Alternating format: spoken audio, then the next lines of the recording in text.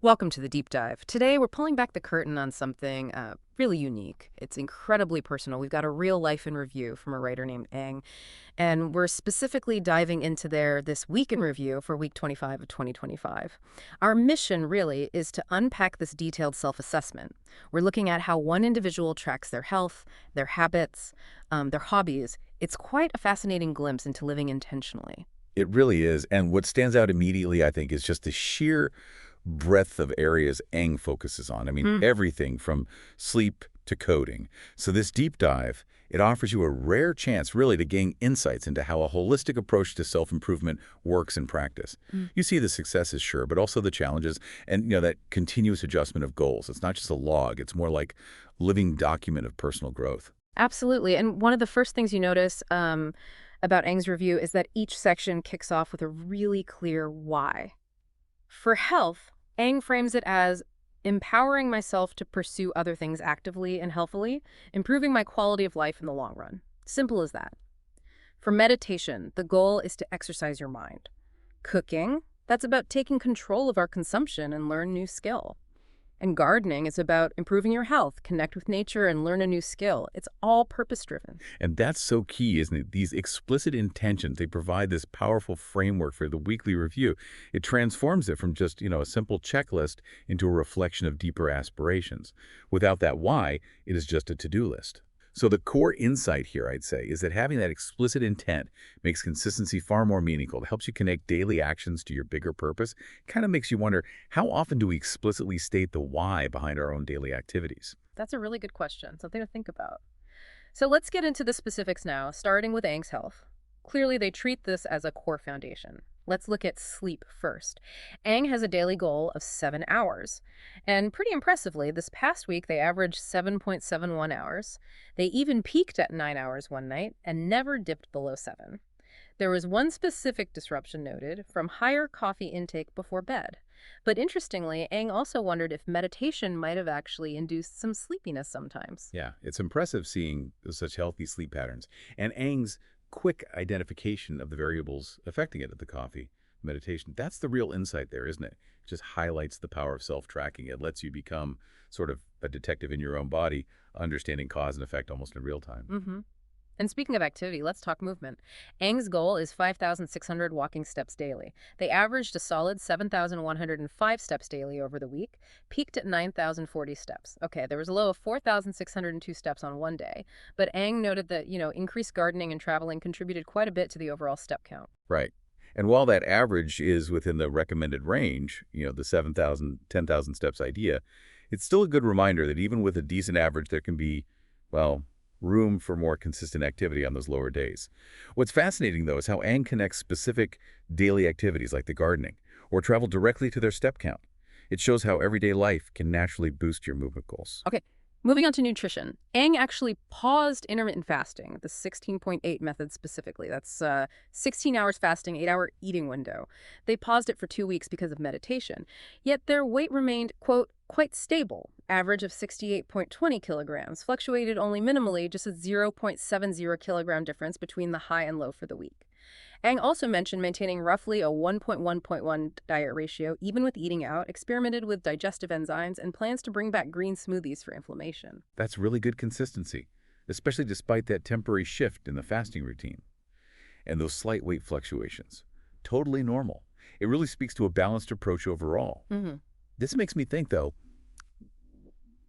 how tricky is it for someone to strike that balance, between specific health goals like IF and then external factors like medication or social eating? Eng seems to be navigating it. It's definitely a juggling act for many people, I think. And in terms of focused workouts, Ang mentioned dedicating about 6-7-minute sessions. A lot of their activity actually came from very practical tasks, gardening work, like raking leaves, preparing areas, plus light walks and just house chores. The daily push-up habit, though, that remains a challenge to build consistently. Seeing Ang struggle with the push-ups, it reminds me of my own battles with building certain habits. Some just click, others are, a constant grind. Absolutely. It highlights a pretty universal truth, doesn't it? Even with the best intentions, clear goals, some habits are simply harder to lock in. And this is where Ang's broader approach to activity, incorporating chores and gardening, becomes quite a smart strategy. It helps maintain overall movement, even if one specific habit, like the push-ups, isn't quite sticking yet. Okay, let's shift now to mind, body, and recovery, focusing on meditation. Aang practices this to exercise your mind. They typically do a three-step sitting meditation, usually just about a minute, and walking meditation for maybe 1 to 5 minutes, often during chores or after meals. Right. And here's where Eng's review, I think, shines a light on something really profound. Eng noted a mental state described as calm and collected, but stoic, and specifically linked improved sleep quality to the meditation. Okay, interesting. But what's genuinely transformative, the crucial insight here, is that meditation, compounded with an external cream application, finally led to recovery from a long-term issue, something that had plagued them for, quote, so many moons. Eng explicitly stated they gained valuable insights on adjusting our lifestyle, diet, compounded with meditation to improve our overall immunity of our body. Hmm. So the core insight, really, is that true wellness isn't about finding one single magic bullet. It's about the compounding effect of holistic practices. It's that synergy lifestyle, diet, mental discipline that can unlock profound, long-term change, even for stubborn issues. That is a powerful revelation. Wow, okay, let's pivot a bit to cultivating practical skills and managing life. Cooking first. Aang aims to take control of our consumption. So this week, the focus was on prepping vegetables quickly, led to regular miso soup with veggies, prawn, tofu, beans. They also aim to learn different egg recipes, but so far, just hard-boiled eggs, still progress. And then for decluttering, Aang's goal is a minimalist lifestyle. They have a daily habit. Clear one item on the way to the kitchen, focusing on the garage, the backyard balcony, the front yard, mostly prepping for seed germination. However, they candidly noted no progress on getting replacement curtains and dealing with a neglected drawer, which I think we can all relate to that feeling. Oh, absolutely. That contrast between the aspirational goals and the daily realities, it's so common. It highlights that persistent effort in some areas, while others, like those curtains, just kind of have to wait, stay on the back burner. It shows that even with a really detailed review, not everything moves forward at the same pace. And honestly, that's okay. It's about recognizing where your energy is going. Right. Shifting gears again, let's look at intellectual and creative pursuits. Reading first. Aang's reading goal is about improving writing, consuming wisely, and boosting mental health. They dedicated about 5–10 minutes daily, browsing fiction and gardening books, though nothing yet noted on reading a specific book called System. That translates to A Guide to Controlling Hypertension, Blood Sugar, and Blood Lipids. Okay, now coding. Aang aims to enjoy building stuff, learn, and contribute back to the floss communities. Floss meaning free libre and open source software.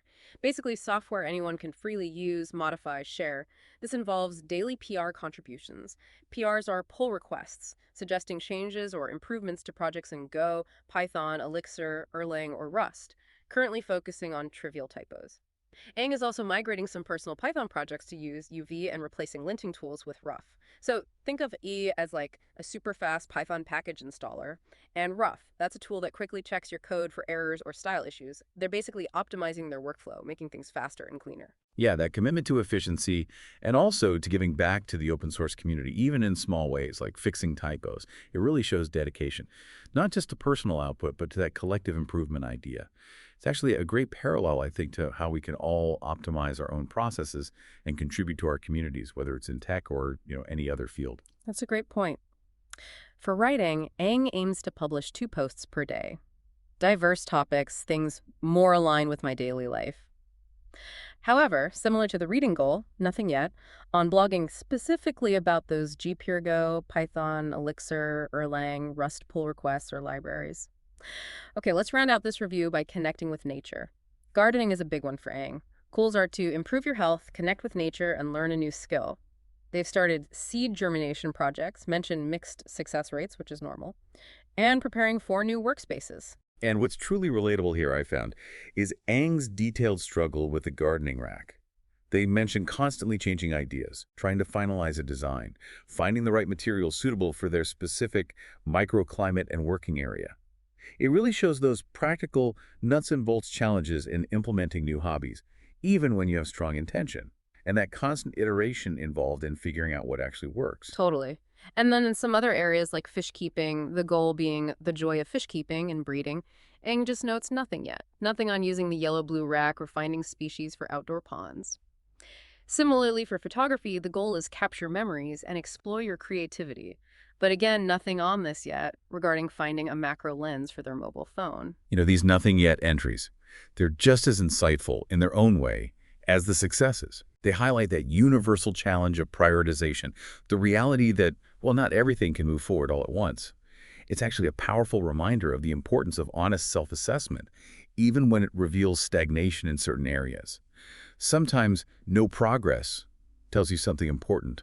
Maybe you need to reevaluate your commitment, simplify the goal, or just accept that some things are on the back burner for now. It demonstrates that intentional living really is a marathon, isn't it? Not a sprint.